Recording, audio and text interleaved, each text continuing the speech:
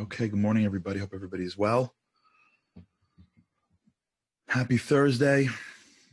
I'm so great to be back with you. Yesterday, we started talking, really started getting into this concept that really is, it's one of the most fundamental things that we're getting at.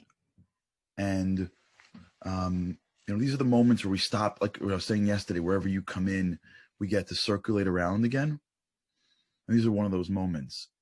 Because what we spoke about yesterday was we're trying to sort of find where humility lies in our lives. What we're trying to do is to dispel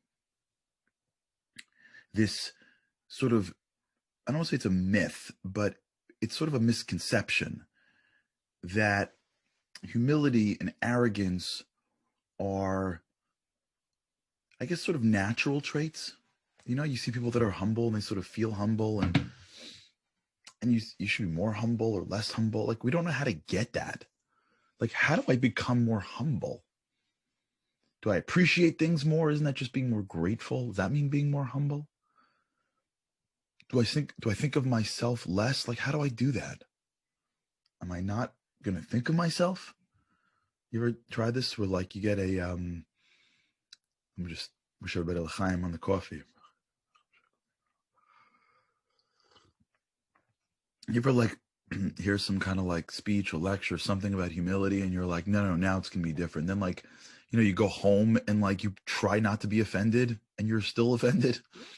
You're the same person. You're like, how do I do that?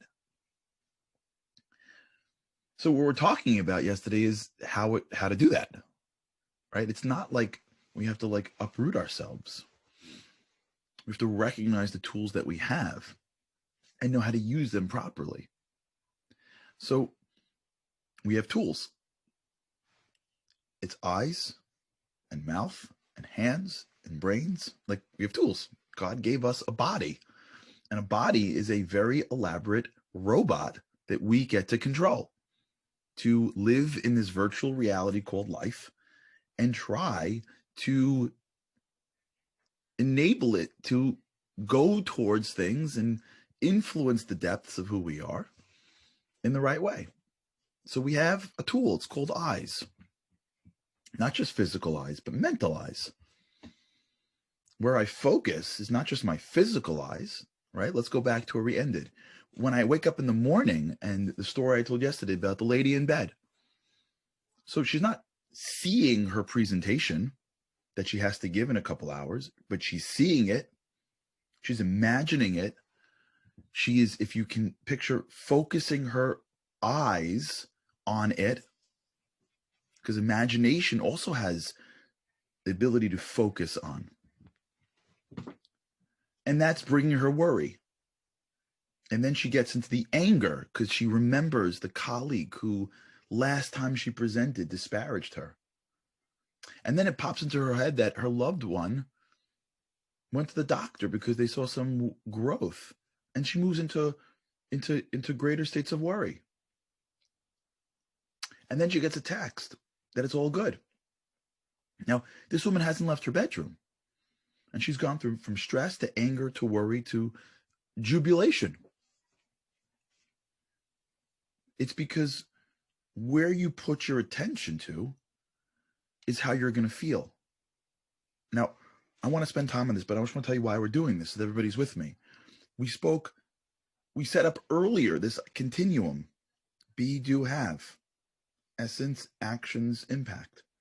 Now, all we got to do is figure out how to take this eyesight, this mental eyesight, this focus, and look at this chart properly. And if we can marry this continuum, and where you focus on this continuum, where you shine that light on that continuum, and you hold it long enough, you will naturally feel more humble. Not like meek humble, but like superpower humble. Humility is a superpower. It unlocks the power.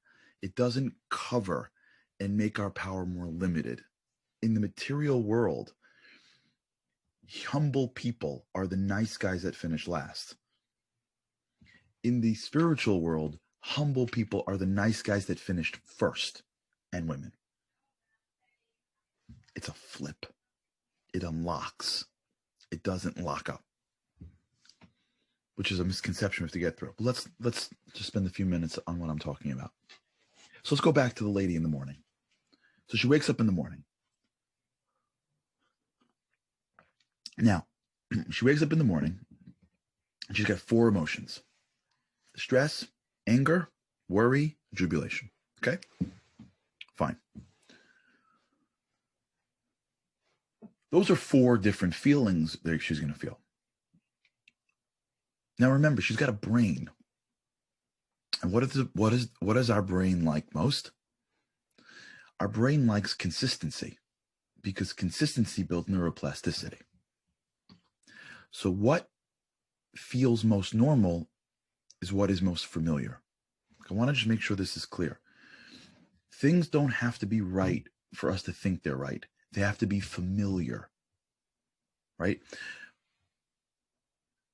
When you are engaged in any type of information, any type of change, when you move to a new neighborhood, when you start a new job, what feels off in the beginning is that it is unfamiliar. And the more you're involved in something, the more it feels right. It's not right or wrong, it's just familiar. So if you grew up in a home where they are politically stands towards the left or to the right, just for a second, I'm not making a judgment call. I'm just sort of stating facts, or at least my sense of facts. If you're familiar with arguments on either side of the political spectrum, if that's familiar, if you hear mom and dad saying it, if what's on the television in your home is those news broadcasts, right? If what gets your dad upset at the front of the car, the radio that is playing those newscasters, if it is in the middle, fine. But if it's on the polar extents, what will be familiar to you is that level of talk, of rhetoric, of understanding. Now, as you go into the world and hear someone else's opinion, it's going to feel wrong, not because it is or isn't wrong, but because it is unfamiliar. That's why when you study Talmud, for example, there's such an ethic of questioning and 2 sides. You ever study a page of Talmud, it's unbelievable. They quote the opinions that lose, which makes no sense. They're writing a book. They weren't copy and pasting it in like Microsoft Word. They were like ink writing. You know what I'm talking about? This was like 2000. They were like drop of ink. And then when someone wanted a copy, they were like, okay, here we go, drop of ink, right? Like you would think they would write like the winning opinions. They write the losing opinions. They write 4 opinions. Why? Because the greatest risk to Talmudic thought is just doing with what is familiar. The ethic of a spiritual minded person is they're always engaging in the other side because they always want to test their assumptions because they're looking for truth. They're not looking for what is familiar, because what is familiar may not be truth. It just may be familiar.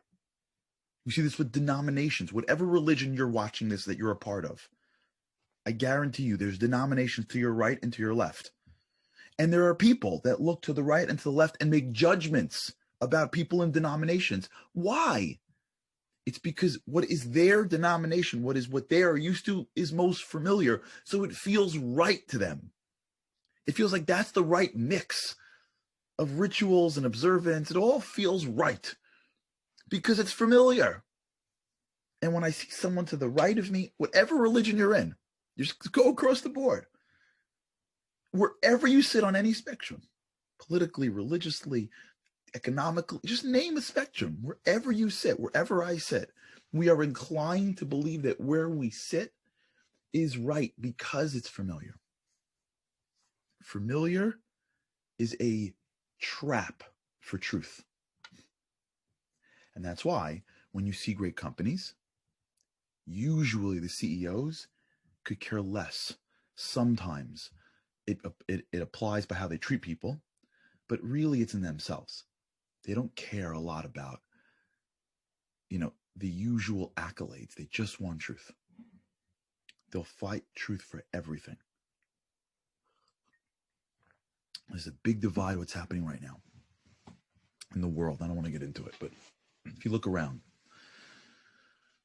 those that want truth and those that want familiar, comfortable things. And we have to be people that want truth. But let's go deeper now. What is familiar? Familiar is things that I see a lot. Okay. Wake up in the morning. My brain likes things that are familiar, right? Even if negative, they like it familiar. I'd rather watch a negative broadcast from the political opinions that I agree with than a positive broadcast from a political opinion that I don't agree with. There's no question. Today, people would rather watch the candidate that they went against in negativity than in positivity. Why? It's crazy. The answer is because I'm okay with negative. It's familiar. Most things in life that are my habits holding me back are things that are familiar to me. And I know they're negative, but they're familiar. Right? It's familiar for me to react to people that upset me by screaming. And familiar for me to go reach into the cabinet, I don't know, when I'm stressed, or to give up when I am struggling with an idea. I know it's negative, but it's familiar. So our brain will always incline to do familiar because familiar builds new neuroplasticity, right? Okay. We're neurologically inclined to keep familiar going. So wake up in the morning.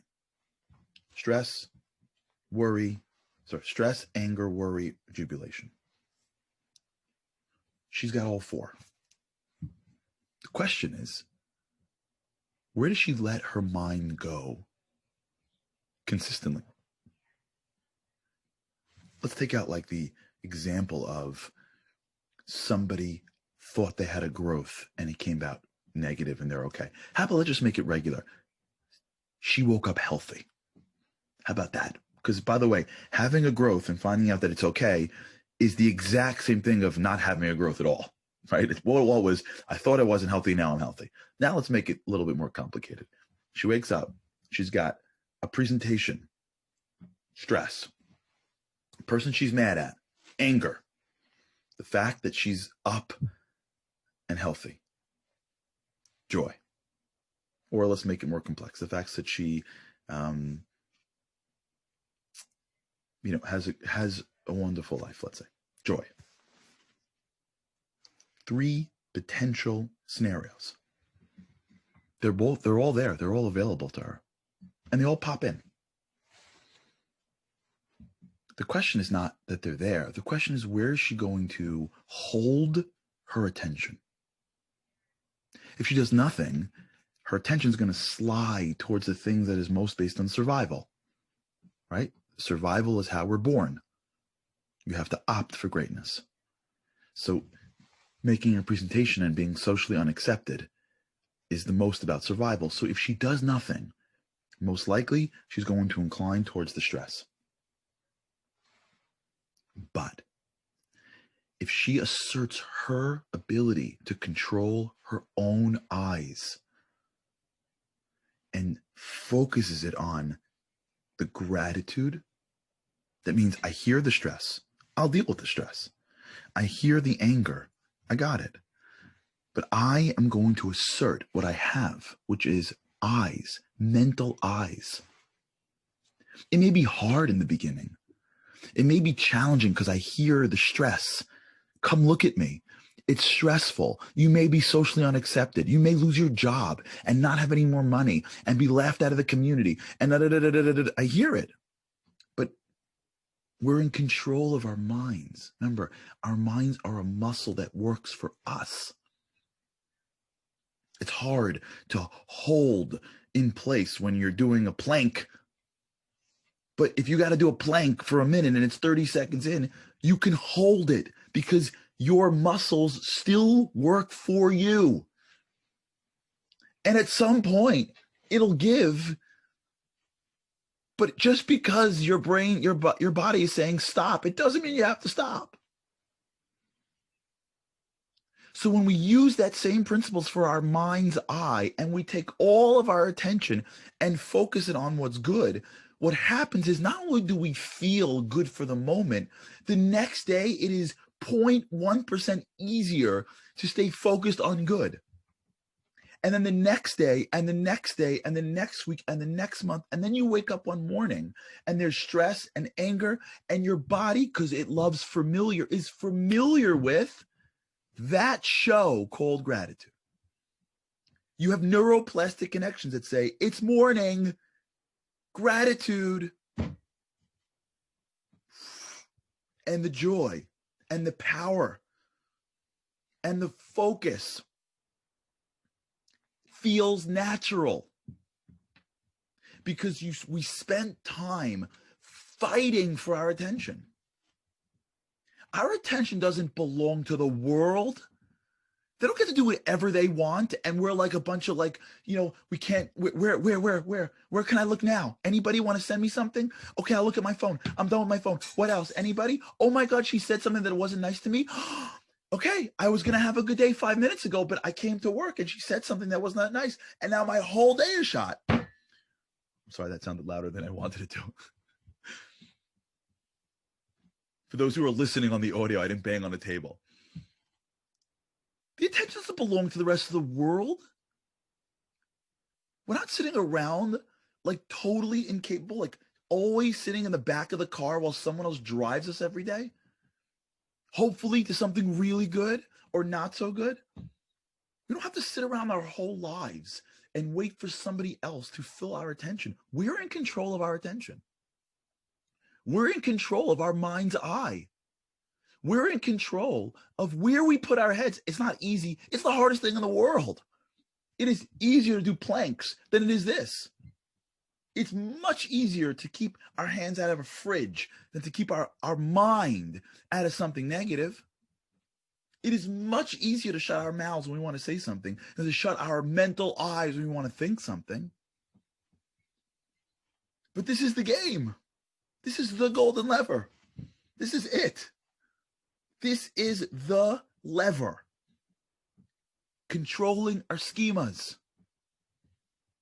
This is, once we master this muscle,